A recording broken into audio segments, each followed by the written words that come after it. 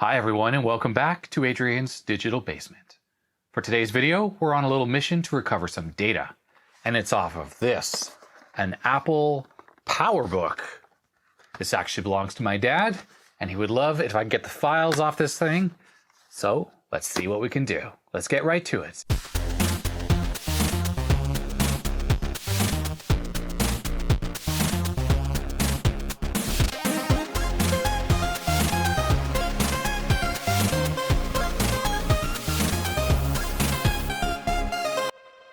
Here's my father's old Apple PowerBook. Let's see if we can find the model number on this thing. Here are the details. PowerBook, 500 megahertz, 1 meg cache, 128 megs of RAM, 12 gig hard drive. Looks like this is from around the year 2000. I know very little about this generation of Macintoshes.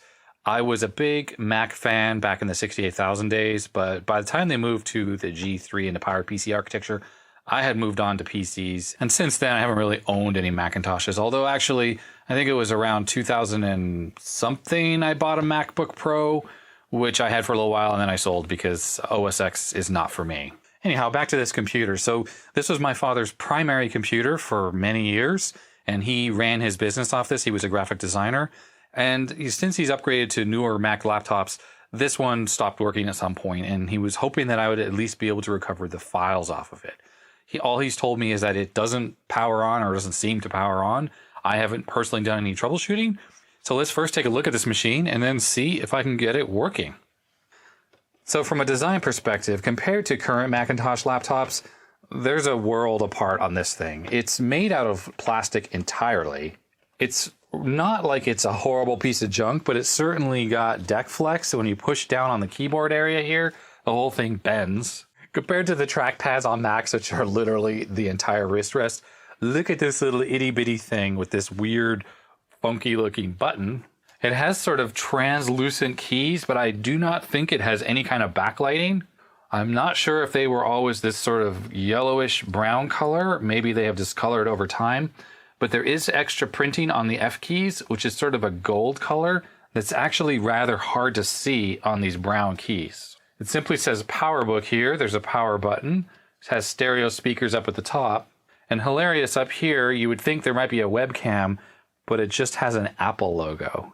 Now, not to crap on the design of this machine, because at the time when this came out, it was pretty much comparable to any PC laptop. They were all relatively plastic and not well made compared to what we're used to today. But it is interesting because Apple did charge quite a premium back then, and you did get a machine with this G3 processor. But I guess I would just kind of expect the build quality to be a little bit better than this plastic stuff that we got here. One thing that's interesting to note is there's an Apple logo on the lid of the computer. But the funny thing is if you open the lid of the computer as you're using it, the Apple logo is upside down to people that are sitting looking at using your computer. Apple has since switched around the Apple logo just to make sure that it's not the owner that gets to see the Apple logo the correct way around, but other people looking at you using your computer. Checking out the back of the computer, there's the power input jack, which looks like an RCA jack, but that's for the DC connection. There's a door here with a flap. We have USB ports, Ethernet, FireWire, I guess S-video input, or arrow says S out, so that's a video output of some kind. VGA, you have a built-in modem, and you have a sound and a microphone. And over here, if you can believe it, there's actually an infrared port. It looks like it, at least. On the side of the machine appears to be a card bus slot, air vent for heat, I guess, coming out. This is the battery, which looks like it has a little battery indicator with a button you can push to see your battery strength. On the other side of the machine, we have a tray-style DVD drive, another vent, Kensington lock. On the front of the machine, there's a button you push right there. When you push that, you lift up on the screen. So the screen does latch closed, so you can't open it if I pull on it. Apple switched soon after that to using magnets to hold down the lids. Nothing much to report on the bottom of the machine except another Apple logo, which is rather amusing. We had the stickers, which we looked at before. And the center section of the top and the bottom has this curvy line thing going on. And this is a rubberized texture here, which luckily isn't disgusting to touch, as are a lot of things from this time period that had that rubber coating. And the power supply is something that is extremely amusing to me. On the bottom, there's this round thing. When you pull up on it, it's actually the power connection. I don't know what they were doing with this. Why didn't they just use a standard power cable? Although that is a standard 3-prong figure 8. I don't know what that's even called, actually, 3 circles. But the ground pin is missing. So potentially you could put in a regular figure 8 cable into there. But the one it came with was this ridiculous thing, which is sticky and kind of gross. But looking at the rest of this, the entire power supply is in this round spaceship, space saucer kind of thing. And this is the cord that goes in the computer. So it does have a little rubber nib that holds it in. So that's a cable management thing. It's like a giant yo-yo. The wire wraps around in a groove. I guess it's nice that you can wrap up the cable and completely tuck it away. See if I do this. There it is, all self-contained in a giant yo-yo shape. But then what were they thinking? What are you supposed to do with this cord? Maybe there was a little adapter you could plug into this that allowed you to plug this straight into the wall. But even if that was a possibility, why would you want to do that? That would block the other plugs. It was a very kind of half-assed approach to things. And honestly, I know this is more fancy looking than a standard power brick with some Velcro to hold the wires together. But honestly, when there's a brick with Velcro, you can kind of bundle it all up very neatly. While this, you're just stuck with this stupid cord. Looking at the bottom of the adapter, it says Apple 45-watt power adapter from 1999. I'm trying to look for a voltage on here so I can test to see if this thing is actually working. I was made in Thailand with the lowercase I? Are you kidding me? Oh, AC input 1.2 amp. My model number is M7332. This is ridiculous. And there finally is the output, 24 volts. So somehow I need to try to figure out what is going on with this jack. It looks like a TRS jack in the middle there. See if this thing is actually outputting the 24 volts that it says it is. That could be the problem with the laptop. All right, the spaceship is plugged into the mains, and let's plug in this funky TRS type power jack. Let me listen for this operating. So I do hear a humming. That's a good sign, I guess, that there's something happening. It's not like a fuse is blown in there. So from a lighting perspective, I don't really know if that's a hard drive light or there's a light under the power button there. I don't see anything happening. There's definitely no indicator of any life, and the battery pack here as well looks totally dead. So if I try to turn this on, oh. It's actually turned on. So the hard drive is spinning and the CD-ROM or DVD drive is actually running. It ejected itself. Wait a second. There's a Happy Mac icon. Okay, well maybe this is the most boring repair video imaginable. I'm not sure why my father said this thing didn't work, but I never actually tested it. And it is, oh yeah, there it is. Mac OS 9.2, that's what you would expect of a machine of this vintage to have on it. So the backlight on the screen is completely dim, and I'm wondering if my father just tested this in a rather bright environment where he didn't even see that the screen was running, but it sounds like it's working. You hear the hard drive running and booting up. So I'll leave this to do a hard drive check and we'll see if this thing works. But it is weird. There's looks like an LED here and something under the power LED, and neither of those are on. Although if I push the caps lock key, that definitely illuminates. Well, I don't know if I'm really lucky or what, but the computer is booted up, as you can see here. Now, there's an issue. I am afraid that it's unreliable and might die. In fact, while it was doing the hard drive check at boot, there was some bad sounding clunking going on with the old laptop hard drive in here. I was trying to figure out the fastest way to get the files off of this machine and onto something else. Initially, I thought about hooking up this SSD using this USB adapter, but I forgot that the USB ports on this thing are USB 1.1, so it would be excruciatingly slow to do it to this thing. Then I realized I had this G4 Cube I recently got from Cal at the Commodore Computer Club, and it's of similar vintage to this thing. And both of these machines have FireWire, and I have a FireWire cable right here. And when you use a cable like this and you connect the two computers together, you can put one of the two machines in something called target disk mode. And there's actually a guide on Apple's website here on how to do this. And this should work on this machine. And what it will do is it will turn this computer into essentially an external hard drive to this thing. And it will be happening over FireWire speeds, which should be around 400 megabits, way faster than the 12 megabits of USB 1.1. So according to the iPad, it simply says, if the computer is off, start it up while pressing the T key. Hopefully that's the case with such an old machine, because I think this is still something that's supported to this day on current versions of Macs. Aha. Well, we have our first issue, and it's that the mouse button doesn't appear to work. The mouse moves around, but pushing this doesn't do anything. Luckily, this thing has USB, so let's plug this Microsoft USB mouse into the back of the computer.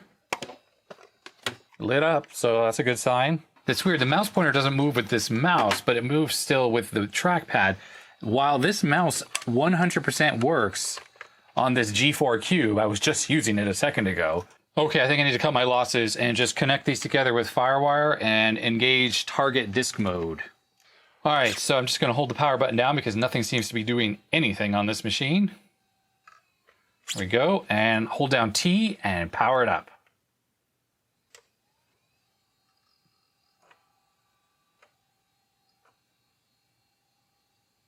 Okay, that's a great sign right there.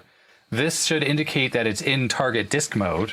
Oh, and look at that. On this machine, suddenly all the files were appearing that were on the laptop. It's working. Look at that. Those are all my dad's files. And right here it says Macintosh HD. So it's definitely seeing the hard drive in this thing. I think the thing I need to do immediately is copy everything off the laptop hard drive and onto my G4 Cube. Luckily, I have 40 gigabytes free on this thing. I have a larger hard drive than this laptop has in it. Yeah, I just got info on the hard drive in the laptop, and it's about 11 gigabytes total, and it's pretty full. Well, I have to say, I'm pretty impressed with this target disk mode. I've never used it before, as I've never really owned any Macintosh computers that supported it, but this is very handy. I'm glad I had a FireWire cable handy. As you see, it's copying about 10 gigs of files from the laptop onto this desktop computer. It's going to take about 2 hours to do it. Well, that is far faster than any other way I could possibly recover these files. The only thing I hope for is that this laptop will survive the next 2 hours, so at least I can get these files onto this machine. All right, a few hours later, and it's done copying. It's going to be hard to see, but this is the folder on the Mac G4 Cube, and we have about 11 gigabytes of stuff on there, so it copied the entire hard drive over. All right, so I've accomplished my mission of at least getting the files off of this computer, but I want to actually see if there is actually a problem with this computer. Maybe the issue with the mouse or the button not working was simply an operating system problem. So let's take a closer look. So while this boots, I'm going to be holding down the Shift key, which should bypass all extensions on the Macintosh. We know the keyboard sort of works because when I held down the T key, it was able to at least go into the target disk mode. So let's hold down Shift, which should abort all the extensions loading. Maybe one of those is causing the mouse pointer to not work properly. All right, see, it says extension off.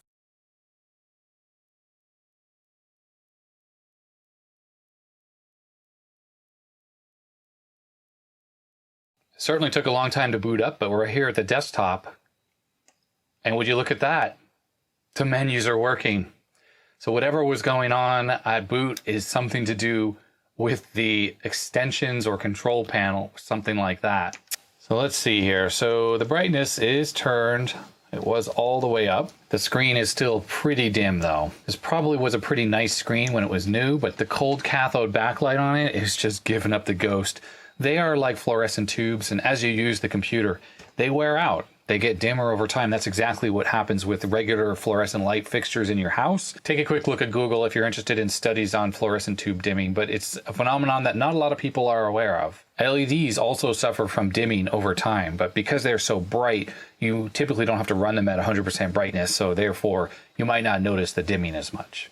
All right, let's take a look at the extension manager and see what kind of things are on here and maybe what, wow, there's a lot of extensions. I just wanted to see what exactly might be causing these issues. It's interesting here, I can sort by package, so maybe I should do that, and then I can turn off entire things that I just don't think I need. Definitely don't have a printer to use. We'll leave the Mac OS 9.2 stuff on there. All right, we'll turn off this Epson stuff. Airport, does this thing have wireless in it? Is that possible? There's a bunch of Canon bubble jet junk. Canon digital camera, EOS D60. Let's turn off all this ScanJet stuff. Last C hard drive manager. We're gonna turn that off. Norton scheduler, no thank you. There's a bunch of Microsoft stuff on here, we'll leave that on. Norton antivirus, how about we shut that crap off? Palm desktop, I think not. Hotsync library, in fact, all this Palm stuff. Gear PPCS, what? Kodak Precision? USB serial, WinSock, nope. Bye-bye. All right, time to restart, see if this did the trick. So I'm noticing there's no startup sound. I wonder if that means that there are bad capacitors on this machine, kind of like with the SE30s and the Mac 2 Ci. So I noticed on this the clock was reset, and that probably means that the NVRAM or the PRAM it's called on the Macs was lost. Therefore, if the volume was muted in the control panel, that would have been reset by the battery dying. So we should have heard a startup sound. Let's see if I can now use the mouse. I cannot. Oh, wait, no, there we go. It is working. Wait, no, yeah. Yeah, okay, that was weird. It was a little delayed. I guess the computer is still starting up.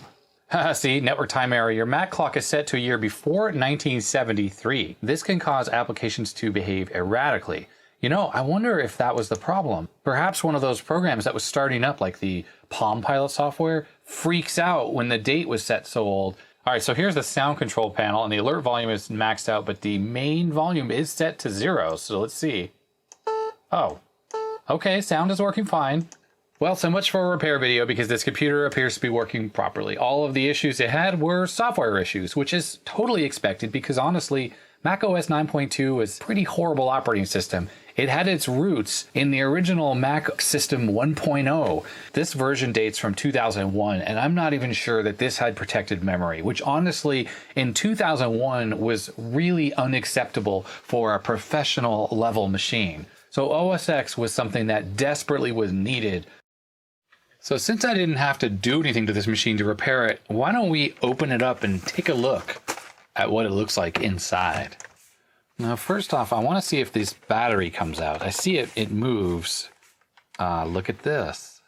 A hidden thingy here. It's like a lever. All right. Oh, this was the DVD-ROM drive. It wasn't the battery. Obviously, the battery's going to come off the same way. PowerBook DVD-ROM module. Okay, nice. And on this side, there's another secret lever. There we go. Okay, look at that. That's attention to detail. Apple made these levers damped so they don't snap closed. That's pretty special, I gotta say. That's nice. Steve Jobs clearly had influence there. So there's the battery. This does not look like a genuine Apple part, that's for sure. Part number is AP003, but there would definitely be an Apple logo on it if this were real.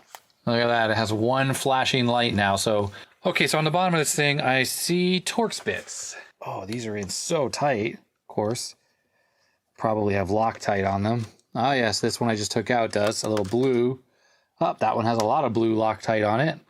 Well, that's good because actually, when you have plastic laptops like this, screws can come out. I remember this back in the day with I had ThinkPads. If you open them up to service them and then you put them together, oh, that's longer in that hole. When you put them back together, you'd get them back later and half the screws would be just gone. And I assume from the flexing of the use or whatever, they would work their way out and fall out. So a little Loctite, blue in this case, goes a long way.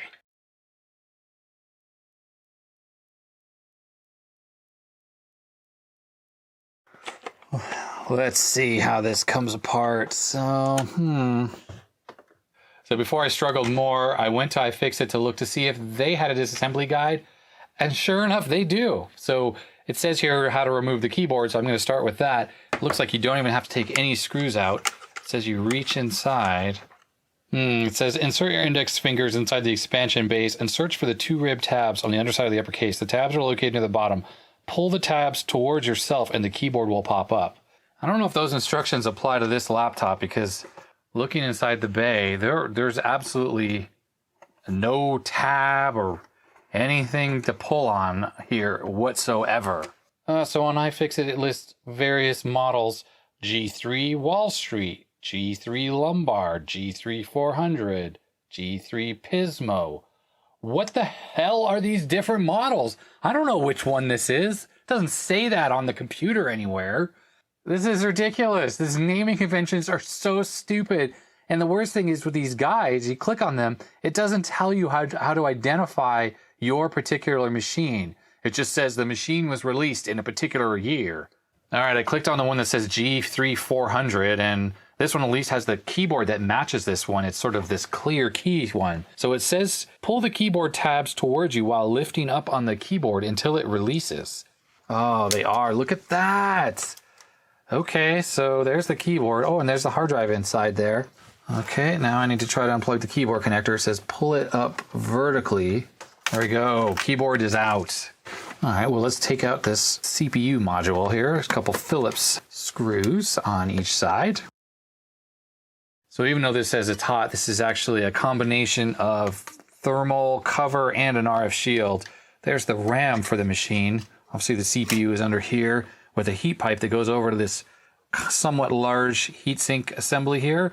And I can see a small fan tucked in there. Down here, this brown thing you're just barely seeing is probably the PRAM battery. Let's take this cover off the CPU. It's back to the old Torx bits again. So this is the CPU heatsink assembly. So we got this thing here that touches the die with a heat pipe. So this the thing here, which is something that's kind of feels like it's a composite material of some kind. But I suppose this is doing the heat sinking on here. Very interesting. Next up, this is the CPU assembly, looks like. So there's one of the RAM sticks, some type of VLSI chip there. It's probably just doing everything. That's clearly the IBM processor. It says IBM on it, and the other RAM. But look at that board-to-board interconnect there. Look at those pins. And there's the matching connector here. All right, I want to take the hard drive out, so I think I need to lift this connector here. IDE connection. There it is. Kind of comes out like this. Oh, there we go. So it's just a standard 44-pin IDE connection, but a very high-density connector on the motherboard. And this is what I wanted to get at. I've released the hard drive. It's just a standard Fujitsu 44-pin IDE drive. So I'm going to image this hard drive using HDD Raw Copy Tool. It's basically like DD on Linux, just does a byte-by-byte copy of one thing to another. I have the hard drive connected here to a cables-to-go USB adapter. It does either 44-pin IDE here or regular IDE on the other side. Of course, 44-pin carries the power for the drive, which is powered off USB. Shows up as USB. So this is the source we're selecting. Please select target. I'm going to send it to a file. And I don't want a compressed image. I just want a raw image. Okay, here we go. We're going to hit the start button, 15 megs a second. All right, that completed in about 15 minutes. That was a lot faster than even over FireWire. And FireWire was supposedly faster than USB 2.0. And here's exactly why I imaged that hard drive onto my Windows 10 PC, because I wanted to use QEMU to emulate a PowerPC Mac so I could package this entire thing up for my father, send it to him so he could actually run his old operating system from his old laptop, but on his current Macintosh. How cool is that? I'm actually booting this up for the first time, and so far it seems to be working. I think the good thing about all this is that he had programs on his computer that were probably copy protected to some extent, and those should still absolutely work. Anyway, my intent the whole time was to get this computer converted to emulation, and it seems to be successful. So I'm putting the computer back together, and I just want to check out what this battery pack is exactly. What we have here is 4 coin cell. The top 2 to bottom 2 are in parallel, and then they are connected together using this little metal strip here. And then there are 3 leads. The black and the white wire go off the bottom cells, and then the red wire is on the top one. You can see on the part number there, it says UL2330. Now that part number indicates that these are rechargeables, and that would indicate why there's 3 wires here, because it's sort of a balanced charging circuit. I'm not quite sure. Should I put these back in the machine or not? So I think I'm going to put these back in the machine. I wrapped them in my fake Chinese capped on tape, which should be good enough. Apple gives you a nice little battery holder right here. So we can just slide this in and push it down like that. And we'll just reconnect to this little connector. There we go. So I have to say, serviceability is actually fantastic for this laptop. It was actually a cinch to remove the keyboard, and the backup battery, the hard drive, and the RAM is actually relatively easy to get to. Not to mention the fan is right here for the CPU cooling, so if you need to clean that out, not too hard to do either.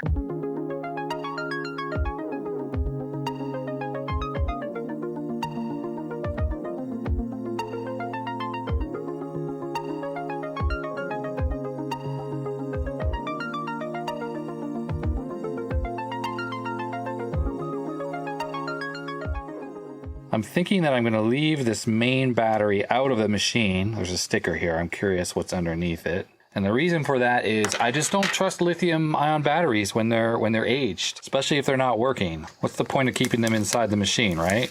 Let's look at that. Take a look inside here.